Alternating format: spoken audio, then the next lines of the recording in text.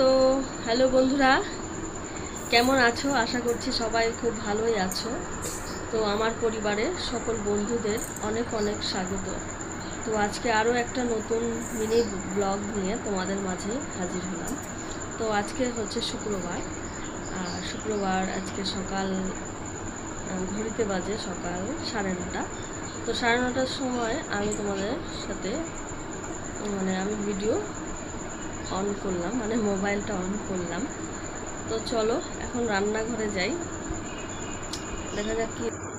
তো দেখো, ছেলে মাঠে গেছিল সকালবেলা দৌড়াতে, তো পড়তে বসে ঘুমিয়ে পড়েছে। তো যাই হোক, এই যে রান্নাঘরে চলে এসেছি। তো সপ্তাহ শেষে আমার বাড়ির থেকে সবজি রাখতে হয়, কারণ তখন সব শেষ হয়ে যায় প্রায়। তো এই যে পুঁই শাক রেখেছি, বরবটি, বেগুন আর মিষ্টি কুমড়ো, কাঁচা লঙ্কা আর লেবু রেখেছি। তো যাই হোক, কী রান্না করব, পুঁই শাকের ঘ্যাট আর হচ্ছে বরবটি আলু দিয়ে ভাজা আর মুসুর ডাল করব। এদিকে গ্যাসটা অন করে দিলাম, ভাতের জল বসিয়েও দিলাম। সবজিটা এখন কেটে নেব এক এক করে। তো আসলে আমি ভিডিওটা যখন অন করি আমি আসলে বুঝতে পারিনি যে ওখান থেকে আমাকেই শুধু দেখা যাচ্ছে, আমার কাজকর্মগুলো কিছুই দেখা যাচ্ছে না। সেটা আমি পরে দেখি, যখন ভিডিও এডিটিং করতে যাই তখন দেখি, আগে দেখতে পাইনি। আগে দেখলে হয়তো আবার আরেকবার ভিডিওটা করা যেত।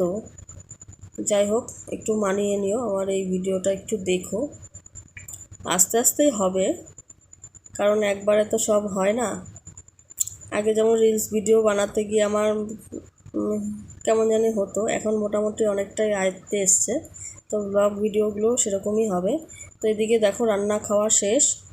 তো এখন প্রায় 1:30 বাজে। 1:30টার সময় আমি ঘরটার মুছে নিচ্ছি। ঘর মুছে রান্নাঘর পরিষ্কার করব, তারপর বাসন মেজে উঠোন ঝাঁট দিয়ে তারপরে একবার স্নান করে এসে পুজো দেব। তো এখন ঘরটা মুছে নিচ্ছি। দুপুরবেলা করে আমি ঘর মুছি, তাও এখন একটু সকাল সকালই হচ্ছে। আগে তো আরও দেরি করে করতাম, কারণ আমার ছেলে ঘর নোংরা করে ফেলে। এই তো এখন কোথায় এসছি বলো তো? বাজারে এসছি। কিসের জন্য? একটা জিনিস নেওয়ার জন্য।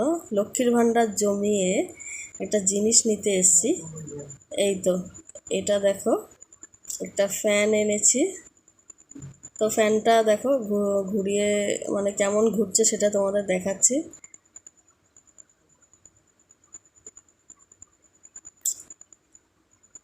তো ফ্যানটার দাম নিয়েছে কত বলো তো? 2900 টাকা নিয়েছে। 3100 টাকা চাইলো। কম টম কোম্পানিটার নাম হবে।